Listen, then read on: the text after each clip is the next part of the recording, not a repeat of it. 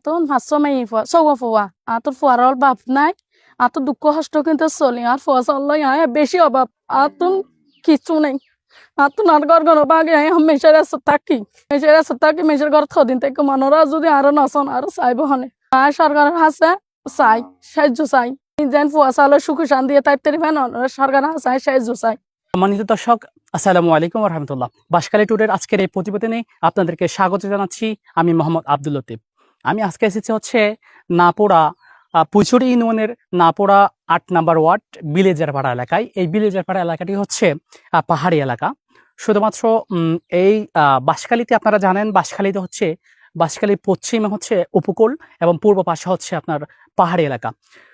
তো আপনারা অবগত আছেন, এই গত অনেক দিন থেকে টানা বৃষ্টির কারণে পাহাড়ি ঢল নেমে বাঁশখালী উপকূলীয় অঞ্চল প্লাবিত হয়েছে।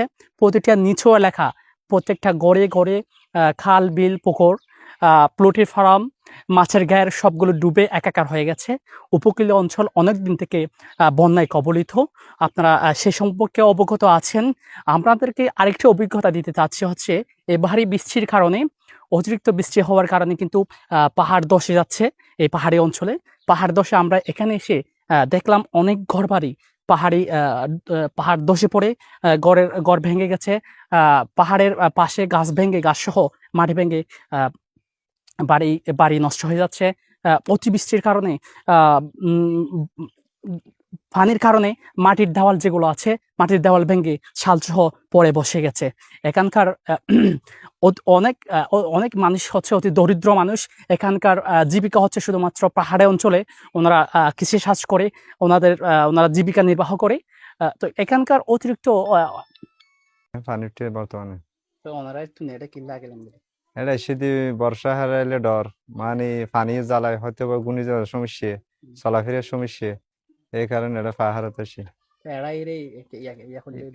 এরা ক্ষতিগ্রস্ত আরো বেশি, মানে এক সাইডে লামিদের গই, এক সাইডে মেরে বিধ্বংস এর মানে বাড়ির ভিতরে ঢুকিয়ে দেয় গই। যখন বর্ষা বৃষ্টি বেশ আসছিল 2-4 দিন আগে, মেডেফরির ভিতরে ঢুকি মানে ট্রেনে আঘাত ফিলের মাগি এই সমস্যা। আর মানুষের সবসময় আতঙ্ক মধ্যে পালং আছিল মেডেফরিতে ধরো না মকরিবের পরে পরে মানুষজন আছিল, কিন্তু এক সাইডে আছিল তখন হয়তো বা গুমজ মাছ থাকতো, কিন্তু আঘাত হইবার সম্ভাবনা। এখানকার মানুষ বেশিরভাগ দরিদ্র মানুষ। এখানে অনেকেই ঘরবাড়ি ভেঙে যাচ্ছে পাহাড় ধসে পড়ে। আমরা কিছু চিত্র তুলে ধরছি, আপনারা দেখতে পাচ্ছেন সেই চিত্রগুলো। তো আপনারা হয়তো অবগত আছেন পাহাড়ে উপকূলীয় অঞ্চলে বন্যা সম্পর্কে। এই যে অতি টানা বৃষ্টির কারণে পাহাড় ধসে অনেক ঘরবাড়ি নষ্ট হয়ে যাচ্ছে। এখানকার অধিকাংশ মানুষ হচ্ছে কৃষি নির্ভর। অনেকদিন টানা বৃষ্টি হওয়ার কারণে কৃষিকাজ পুরাটা ধ্বংস হয়ে গেছে। তো সেই জন্য অনেক পরিবার আছে এখানে অনাহারে জীবনযাপন করছে অনেক দিন থেকে। এখানকার আপনারা অনেকেই যেখানে বন্যায় কবলিত এলাকা আছে, এখানে বিভিন্ন স্বেচ্ছাসেবী ভাইয়েরা, বিভিন্ন স্বেচ্ছাসেবী সংগঠন, সরকারি অনুদান আপনারা সেখানে দিচ্ছেন। কিন্তু এটার পাশাপাশি বাঁশখালীর যে পাহাড়ি অঞ্চল আছে সেখানে কিন্তু ওখানেই সমস্যা বেশি হওয়ার কারণে এদিকে কেউ নজর দিচ্ছে না। এদিকেও কিন্তু পাহাড়ি অঞ্চল হওয়াতে এখানেও কিন্তু ভয়াবহ চলতেছে। তো আপনাদেরকে সেই চিত্রগুলো তুলে ধরলাম। এখানকার স্থানীয়দের কাছে অনেকের সাথে কথা বলে জানতে পেরেছি ওনারা অনেকদিন থেকে এই টানা বৃষ্টির কারণে মানবেতর জীবনযাপন করে যাচ্ছে।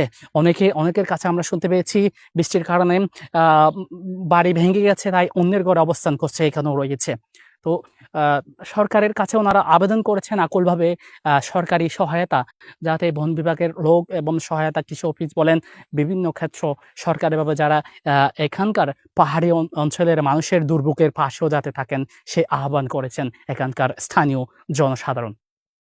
তখন দিন সাইডে ব্যাংকে দেন এমনি কে গল্লি দে বড়া ফেলে নাকি